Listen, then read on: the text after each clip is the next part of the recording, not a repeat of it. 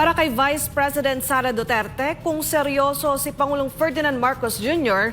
na panagutin ang mga nasa likod ng katiwalian, isang araw lang anya ang kailangan para tukuyin ang mga sangkot.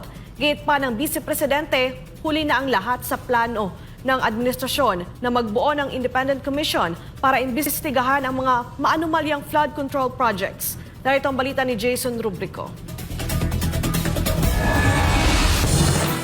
Ipinag-utos na ni Pangulong Ferdinand Marcos Jr. ang pagbuo ng isang independent commission na tututok sa investigasyon kaugnay ng flood control projects.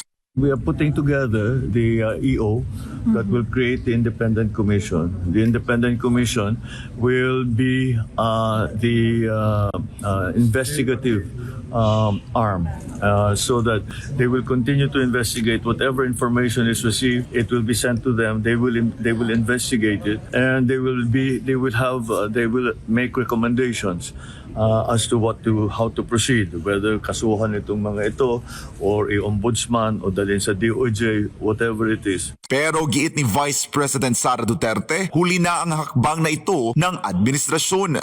Ulit-ulit yung administration. Alam naman na natin yung problema na corruption sa flood control. Hindi lang sa administrasyon na ito, sa mga lahat ng mga dumaan na administrasyon, hindi lang sa administrasyon ni Pangulong Duterte. Alam na natin yan lahat. Naging mayor ako 2010. Meron ng issue ng flood control, corruption. And mas worse lang sa atin ngayon dahil sinasabi ko nga, hindi lang naman flood control projects yung merong corruptions. Muli ring binigyang diin ni VP Sara na ang dahilan ng kanyang pagbibitiw bilang kalihim ng Department of Education ay ang pangingialam umano ng Kamara sa budget ng ahensya, partikular sa pondo para sa pagpapatayo ng mga school building.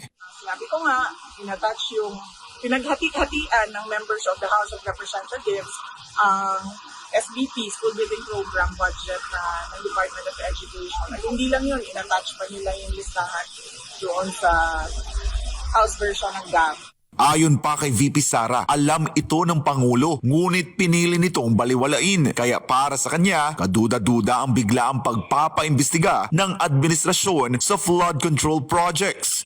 Magdududa ka kung bakit bigla ngayon ay merong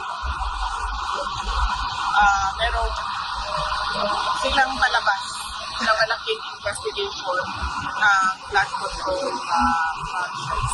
Sabihin, meron na naman siguro silang niluluto behind the scenes na syempre hindi natin nakikita dahil lahat tayo nakatutok doon sa flood control corruption.